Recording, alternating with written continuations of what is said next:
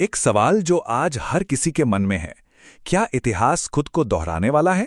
क्या वैश्विक संघर्ष के वो पैटर्न जिन्होंने दुनिया को पहले भारी तबाही दी थी, आज फिर से सिर उठा रहे हैं? तो आज हम इसी सवाल की तह तक जाएंगे। क्या वो हालात, वो वजह हैं, फिर से वापस आ रही हैं जिनसे वर्ल्ड वॉर हुए थे? चलिए जरा गौर से देखते हैं। देखिए, आज के खतरों को समझने के लिए हमें थोड़ा पीछे जाना होगा, अतीत में झांकना पड़ेगा। आखिर वो कौन सी वजहें थीं जिनके चलते दुनिया ने दो विश्व युद्ध देखे? पहले विश्व युद्ध के बाद देखिए क्या हुआ। जर्मनी पर थोप दी गई वर्साई की संधि, जिसने उसे पूरी तरह से तोड़ दिया। फिर आई 1929 की महामंदी, जिसने लोगों को सड़क पर ला दिया। और इसी निराशा के माहौल से निकला हिटलर। मतलब माहौल बिल्कुल विस्फोटक था, एक ऐसा फ्यूज जो धीरे धीरे जल रहा था। और 1939 में पोलैंड पर हमले के साथ धमाका हो गया। और यहीं पर हमें इतिहास की गूंज सुनाई देती है। जरा सोचिए, तब हथियारों की होड़ थी, आज ड्रोन और साइबर वेपन्स की है। तब पक्के गठबंधनों वाले गुट थे, आज स्ट्रैटेजिक पार्टनरशिप्स हैं। तब राष्ट्रवाद का बोलबाला था और आज आइडेंटिटी पॉलिटिक्स का। मतलब शक्ल बदल गई है, हथियार बदल गए हैं, पर टकराव की जो जड़ें हैं वो काफी हद तक वैसी ही लग रही हैं। पर देखिए, लड़ाई सिर्फ देशों की जिद से नहीं होती। लड़ाई तब भी होती है जब शांति कायम करने वाली संस्थाएं, जो दुनिया की पंचायत हैं, वो ही लाचार हो जाएं। तब क्या होता है? तब युद्ध के लिए एक खुला मैदान तैयार हो जाता है। इसका सबसे बड़ा उदाहरण है लीग ऑफ नेशंस। अमेरिका उसमें था नहीं, तो वो शुरू से ही कमजोर था। वो जापान और इटली को रोक ही नहीं पाया। और आज हमारे पास यूनाइटेड नेशंस है, लेकिन सिक्योरिटी काउंसिल में वीटो पावर के चलते वो भी कई बार बस देखता रह जाता है। बोस्निया और रवांडा में जो हुआ वो हम सब जानते हैं। ये एक ही कहानी है जो बार बार दोहराई जा रही है, संस्थाओं की नाकामी की कहानी। शांति की एक महान उम्मीद जो शक्तिहीन निकली। ये लाइन दूसरे विश्व युद्ध की तरफ ले जाने वाले रास्ते को एकदम सटीक बयां करती है।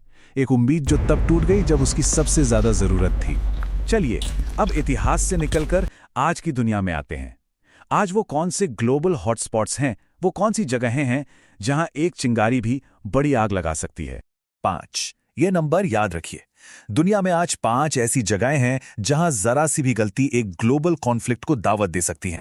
कौन सी हैं ये 5 जगहें? 1. पूर्वी यूरोप में रूस का अभियान। 2. ताइवान और साउथ चाइना सी में चीन का बढ़ता दखल। 3. कोरियाई प्रायद्वीप, जहां जंग कभी पूरी तरह खत्म हुई ही नहीं। 4. ईरान और इजराइल के बीच बढ़ता तनाव। और 5. भारत पाकिस्तान के बीच की नाजुक स्थिति।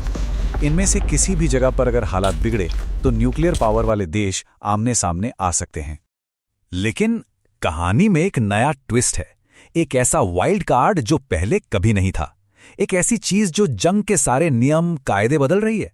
हाँ, इतिहास के पैटर्न तो साफ दिख रहे हैं, पर आज के इस पूरे खेल में एक नया खिलाड़ी आ गया है, और वो है टेक्नोलॉजी।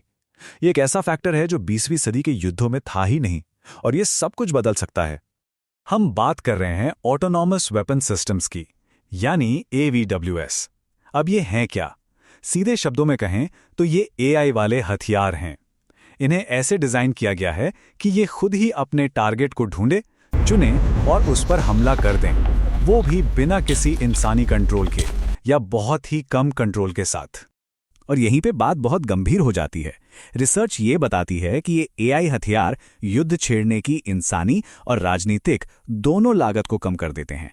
मतलब जब अपने सैनिकों की जान का खतरा कम हो तो किसी भी देश के लिए जंग शुरू करने का फैसला लेना ज्यादा आसान हो जाता है। और ये मत सोचिए कि ये कोई साइंस फिक्शन फिल्म की बात हो रही है। ये हथियार अब सिर्फ कागजों पर या लैब में नहीं है।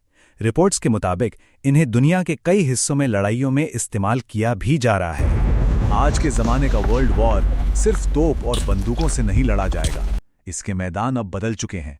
अब लड़ाई होती है AI से चलने वाली मिसाइलों और ड्रोन से, साइबर अटैक से जो आपका पूरा फाइनेंशियल सिस्टम ठप कर सकते हैं, इकोनॉमिक सैंक्शन से, और हाँ, इंफॉर्मेशन वॉरफेयर से, मतलब डीप फेक और प्रोपेगेंडा से।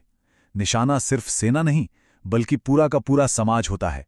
तो हम आज एक बहुत ही अजीब मोड़ पर खड़े हैं। एक तरफ इतिहास है जो हमें बार बार चेतावनी दे रहा है, और दूसरी तरफ है टेक्नोलॉजी जो हर रोज नए नियम बना रही है।